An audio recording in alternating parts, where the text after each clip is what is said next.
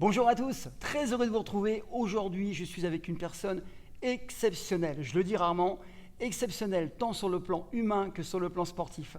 Alors, j'ai demandé de présenter. Greg, vous le connaissez, il va quand même se représenter. Présente-toi, s'il te plaît, Greg. Enchanté, heureux de vous retrouver. Aujourd'hui, j'accompagne Sarah Abitbol, qui est patineuse professionnelle et qui va me suivre pendant un mois sur une préparation physique et est venue spécialement des États-Unis. Sarah, je te laisse te présenter pour nos internautes. Ok, merci. Merci à tous, bonjour. Eh bien, je m'appelle Sarah Abitbol, je suis ancienne sportive de haut niveau, 10 fois championne de France, vice-championne d'Europe, 3e au championnat d'Europe, médaille de bronze au championnat du monde et 6e aux Jeux Olympiques. J'ai récemment écrit un livre, Un si long silence, parce qu'il était pour moi très important de briser certaines choses et d'avancer dans la vie, de libérer ces choses qui étaient en moi et ce mal-être qui me traversait. 30 ans de silence, c'est beaucoup, mais j'ai voulu le faire pour guérir, aller mieux, et j'ai voulu le faire pour aider les autres et essayer de sauver des vies. Alors, ce qui est intéressant, c'est qu'on propose beaucoup de choses sur le plan étatique. Ça reste beaucoup dans la théorie, et toi, tu as vécu malheureusement ça, donc tu es une des meilleures, la personne la mieux placée.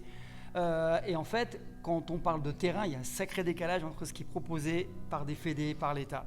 Et elle va proposer deux outils, dont un qui m'a tapé dans l'œil, en fait, en ce sens qu'il peut être utile à vos enfants, il peut être utile à vos sœurs, à tout le monde, en fait, enfants et adultes, on est bien d'accord. Et en fait, ce que tu as fait, c'est courageux. C'est pour ça que je dis que c'est exceptionnel, parce que quand on est dans la souffrance et qu'on ressort des événements qui ont été difficiles et qu'on sait que ça existe encore et qu'on ne fait pas grand-chose, ça existe au haut niveau, tu es bien d'accord, mais je pense que ça existe aussi en local, dans des petits clubs, ça existe à l'école, ça existe dans les centres aérés, ça existe partout, sur des enfants, sur des ados, sur des adultes. Parce que vous savez que je suis investi dans la self-défense féminine, comme Greg d'ailleurs, et quand je vois les retours que j'ai de mamans, des ados, et en fait, sur le plan juridique, il ne se passe parfois pas grand-chose et les gens n'osent pas dénoncer. Et je voudrais que tu en parles un peu de tout ça, parce que c'est simple de dire faut téléphoner, il faut faire ci, il faut faire ça. Sauf que ça ne se passe pas comme ça.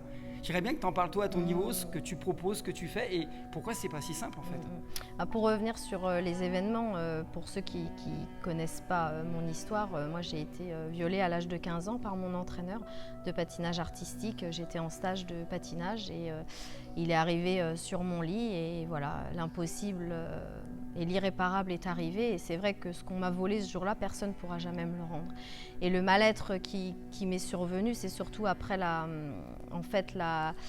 l'amnésie traumatique. Pour expliquer, c'est le cerveau se protège quand tu es enfant des choses terribles qui peuvent arriver.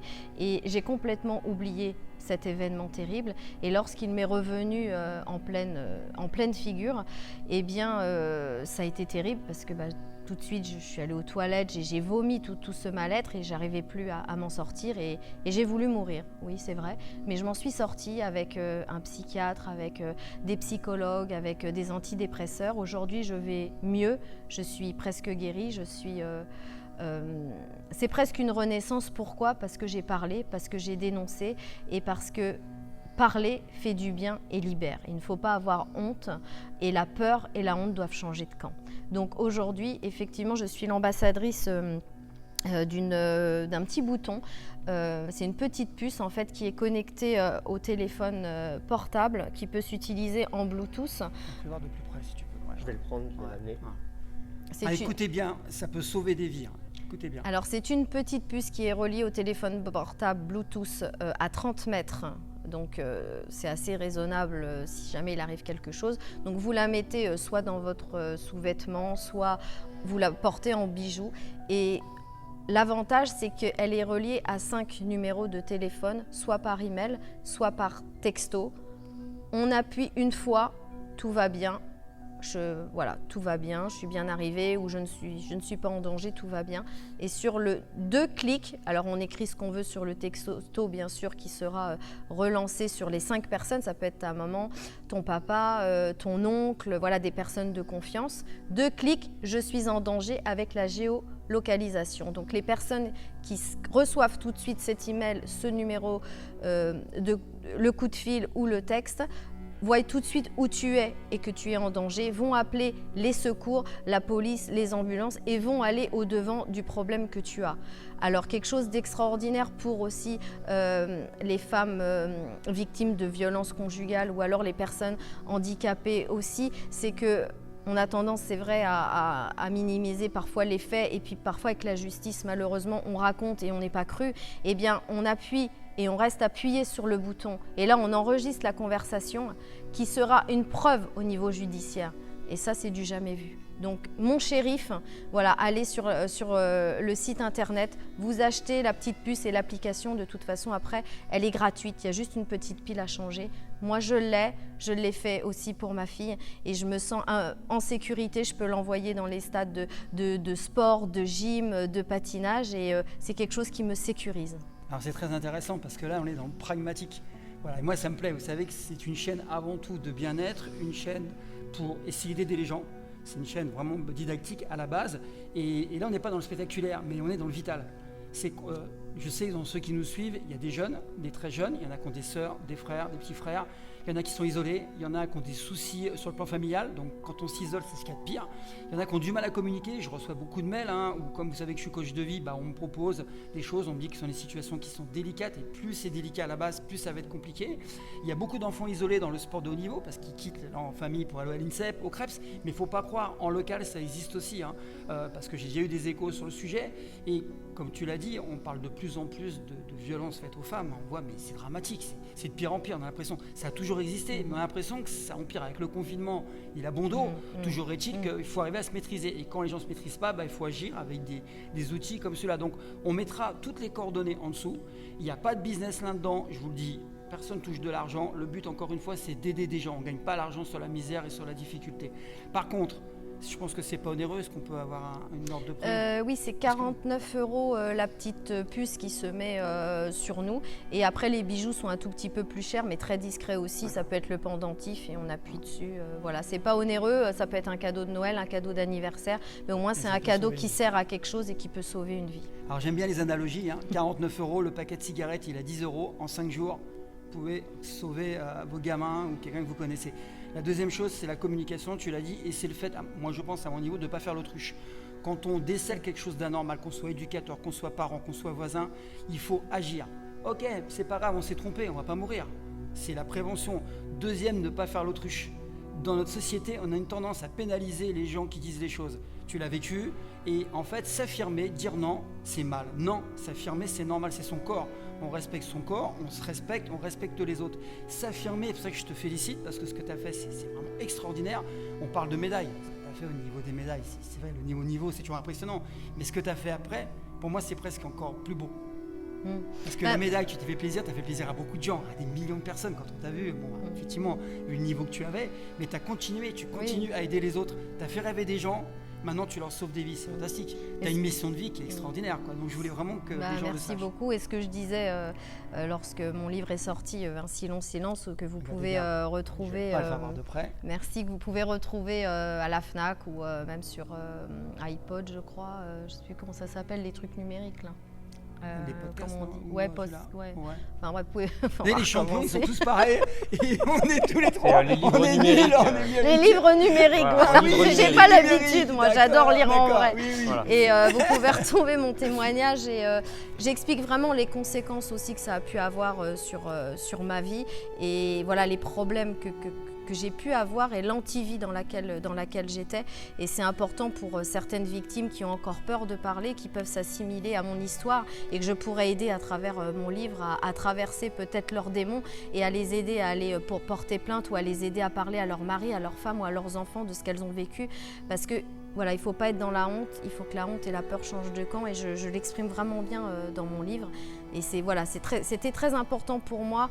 Ce livre était ma dernière chance d'être entendue, j'ai été très entendue. Et comme je disais, c'est ma plus belle victoire et c'est ma médaille d'or olympique en fait actuelle. Et je suis, voilà, maintenant je peux le dire, je suis fière de ce livre et de moi alors qu'il y a un an, j'avais peur et j'avais honte et j'avais peur de me présenter sur les plateaux télé parce que je me suis dit mais que vont penser les gens, l'ancienne championne qui faisait rêver. Eh ben non, je le vois complètement différemment et vraiment je suis sur le bon chemin de la renaissance. Et si vous retenez, alors je sais que je vous le dis souvent, mais là tout a été dit, c'est extraordinaire. En fait, c'est toujours la même chose. Une situation difficile, il y a deux manières. Soit on reste dans la passivité et on vit mal toute sa vie parce qu'on se dira à la fin de ces jours si j'avais su.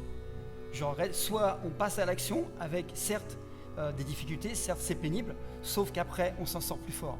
Parce que forcément, tu l'as dit, c'est une sorte de thérapie. Certes, tu as eu des gens exogènes, des thérapeutes, hein, parce qu'il faut se faire aider. Et à un moment donné, quand c'est difficile, il n'y a pas de honte à se faire aider. C'est aussi l'humain qui est fait pour ça. Bien sûr. A des parents qui nous guident, et puis il y a des gens qui, parce que justement, ils sont objectifs, parce qu'ils ne sont pas dans l'affaire, il n'y a pas d'affectif, qui nous aident. Et la vie, c'est ça. C'est l'entraide. Un éducateur sportif, c'est ça. Un maître, quand on est instituteur, c'est ça. On ne dit plus maître, on dit instituteur. Ça aide à l'enfant à se cultiver. C'est pour ça qu'il faut respecter les gens qui aident, encore une fois, mais quand on est éducateur, quand on est parent, quand on est adulte, on est responsable. Et cautionner, pour moi, c'est être aussi responsable. Cautionner une situation qui n'est pas normale, c'est pour moi être responsable. Et non responsable justement de ne pas dire les choses.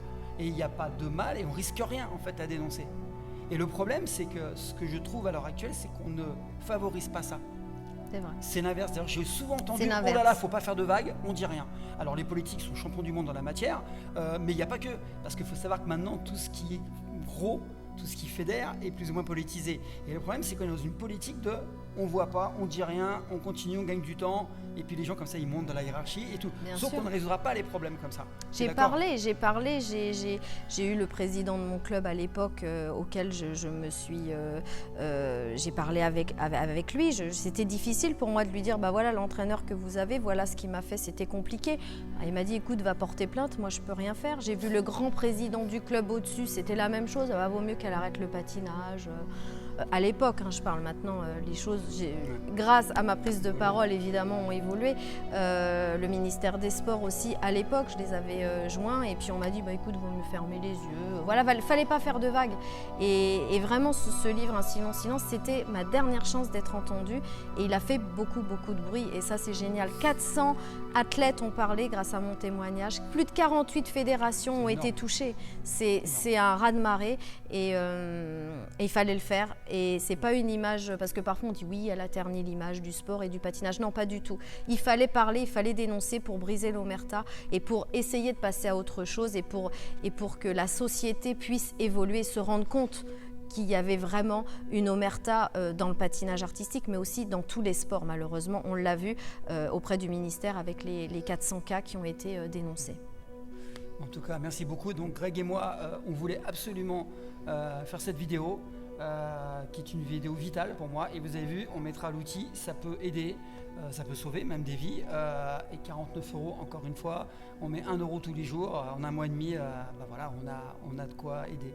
Je te remercie beaucoup. Merci à vous. N'hésitez pas à lire le livre et puis après, comme on dit, faut passer à l'action.